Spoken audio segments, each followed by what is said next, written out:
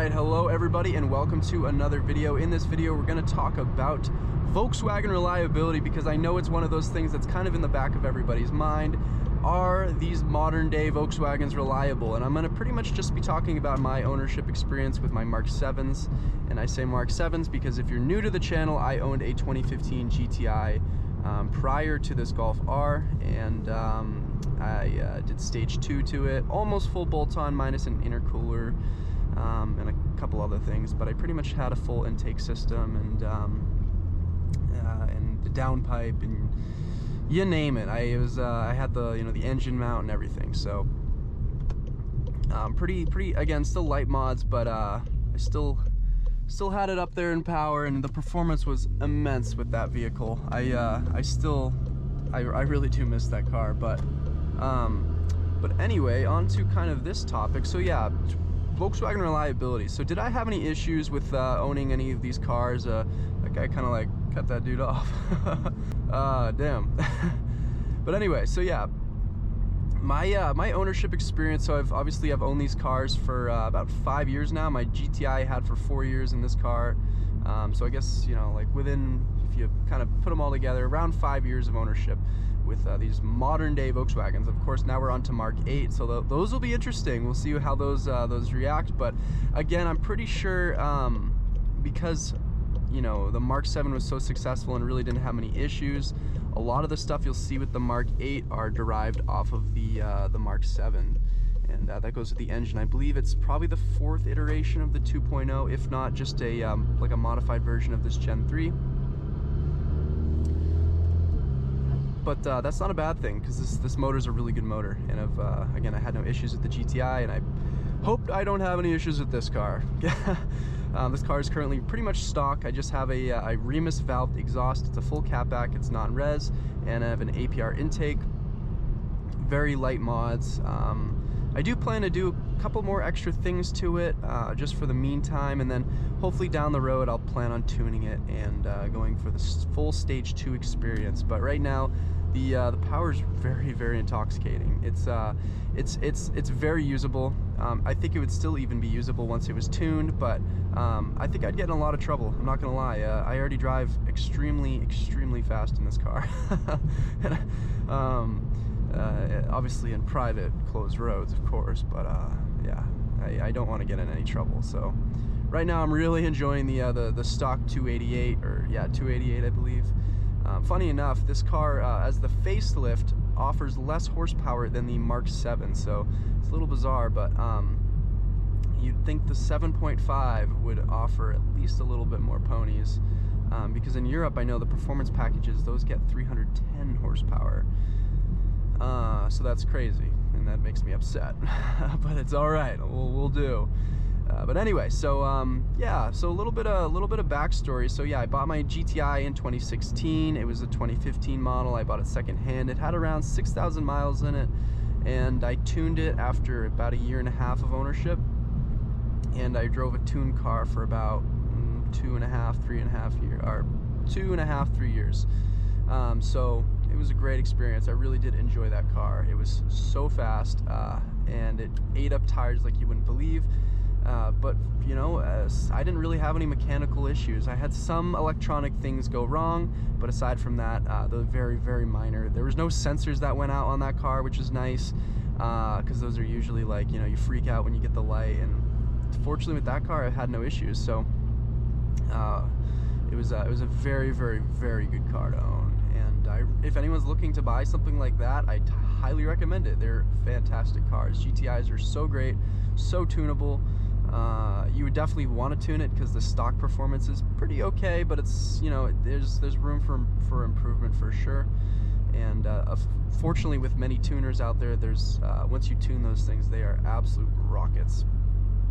But yeah, so I didn't really have any engine issues with that car. I almost forgot this turn, my goodness.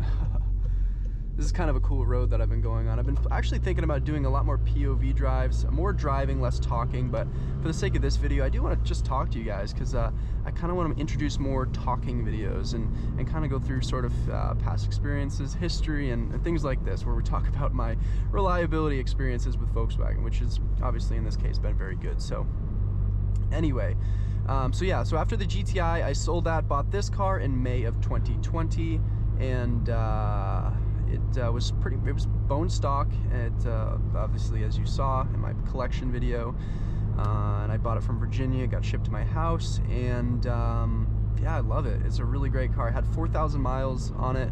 Again, both cars have been second hand, so but they're very low miles second hand. So and then I do that on purpose because, you know, especially with the Golf R, I don't want to buy a car that has had too many launch controls or just too much beating up on, because you know, you never know. Even though I pretty much do trust these cars with the reliability, I like to know that you know, even though I do drive these cars pretty hard, I make sure that they're warmed up to the correct temperature, and you know, I do all the preliminary stuff that you would always want to do just to make sure that your car is in proper condition to go fast. Pretty much into this car. This car obviously is bone stock. I really haven't done anything to it yet. I would like to do stuff to it, but you know, the time will come. And yeah, so I really haven't had any issues. I know there's a lot of people out there who kind of expect at least one thing to go wrong, and I haven't owned this car long enough for something like that to happen. And you could arguably say I didn't own the GTI long enough, but the way I drove the GTI, it really entertains the idea of potentially having something go wrong. I drove that car pretty hard. I was young, right? You guys probably saw some videos before.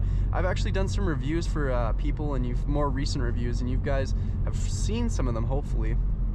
And I was chatting with the owner, and they always say, don't drive it like you did in your old videos, which would usually include like a little burnout, because the GTI just had notorious slipping issues. All it would do is eat up tires, and I guess that's to be expected with a Stage 2 GTI. Okay, you guys see what I see. I see a bit of an open road, and we'll kind of spice up the video a little bit too. It's not a cop. There we go. Oh, sounds unbelievably good. But ways to prevent any issues. Always make sure your car is warm enough. I always go through the full cold start in the morning, that full like 30-second, 45-second cold start period. You know what? It's an emissions thing that Volkswagen does, and it really probably has nothing to do with you know, really warming up your engine. But I guess it's just something that Volkswagen is programmed, and other European cars do it as well. And actually, I think, you know, most cars nowadays do it. Most modern cars do cold starts. I always wait for that period to be over, and then I wait for around like 170, 180 on the old oil temp, and obviously my coolant temp, that always jumps to where it needs to be. That's usually the first thing to jump to where it needs to be. But then my oil temperature, so I always make sure that's around the 170, 180 before I mat it. And aside from that, you know, I don't do back-to-back pulls. I don't do back-to-back launches. I barely do launch this car. You guys haven't seen a video on purpose because I don't really launch this car. I do want to launch it and like make a video about it, because I think that'd be really interesting for you guys. But for now, I'm not going to do any back-to-back launching or anything for the videos yet. But I feel like once I hit 5,000 subscribers, you guys are due for a launch video. That's for sure. But yeah, so if you guys are looking to buy a modern day Volkswagen, I highly urge you to. It's crazy, but we're already on to Mark 8. It'll be interesting to see how those cars stack up against competition. Anyway, guys, as mentioned in the video, we're almost at 5,000 subscribers, so please be sure to leave a like and subscribe to the channel. It really helps me out super much, and I appreciate all of you guys for all of your endless help and support in the channel. I think 2021 is going to be our year, guys, and I might have said that 2020, but honestly, every year is our year. We are growing, and I'm meeting so many amazing people, and I'm so blessed. I'm so grateful for all of you guys. So thank you guys so much for supporting me and supporting the channel, and stay tuned for more videos, and I'll catch you guys in the next one. Peace out.